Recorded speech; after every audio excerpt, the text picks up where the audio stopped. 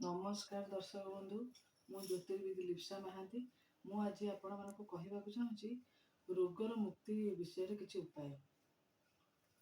Fast तो कथा है जहाँ को रोग टे कि कौन है आप पॉजिटिव माइंड रखु जे ताको किसी हैनी। फास्ट गोटे कथा मेंटाली निजे स्ट्रॉन्ग करंतु।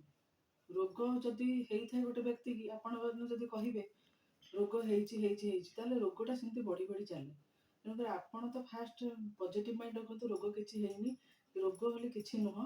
रोग मुक्ति करने हेले जहाँ को रोगटी होती आपण मैंने चाहिए माने अरुआ चाउल को ता रोगीर आंटी क्लॉक वाइज ता मुंडरे 7 थर ता मुंड पटे 7 थर बुलेकी आपण जल प्रवाहित करिपारंती।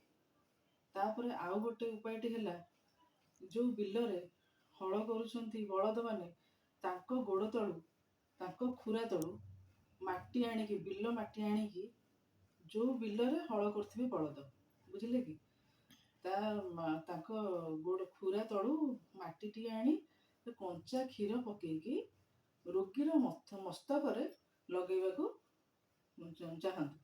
सबुदिन रोगीर मस्तक लगेबे ताहले आपण देखिबे से दिन ठारू रोग आस्ते आस्ते आस्ते आस्ते मुक्ति होबाकू लागिबो।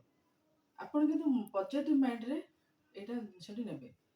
केबे कहिबेन जे रोगीटे हेछि ताको रोग हो जाइछि सेई जो जिनस रोग कहिला क्षण बढ़ी बढ़ी बढ़ी बढ़ी चले। जेते आपण कहिबे रोगीटाको कहिबे चलिबे रोगीटाको रोगी रोगी रोगी सेते रोगीटाको बढ़े देई चलिबे।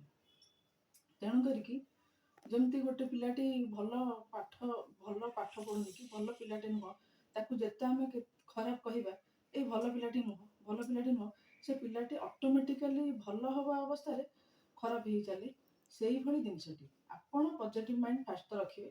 तापर गोटे जिनस आउ गोटे है शनि मंदिर रे शनिवार ठारू शुक्ल पक्ष शनिवार ठारू आरंभ करिवे चौमुखी दीप शनि मंदिर रे आपण जिबे 4टी शिखा थिबा दीपरे सोरिष तेल टिके पकेकी 4टी बलिता बुझिले कि पकेबे दीप जालिबे। आपणकर जो रोगटी हेछि शनि मंदिर रे सेठ बसिकी क्षमा प्रार्थना करिवे शनि भगवान को।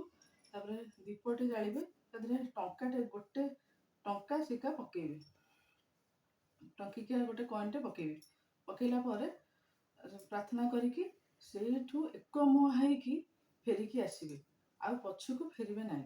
मु एतिकी कहिकी आपनठु विदाय नउची रहुची। नमस्कार।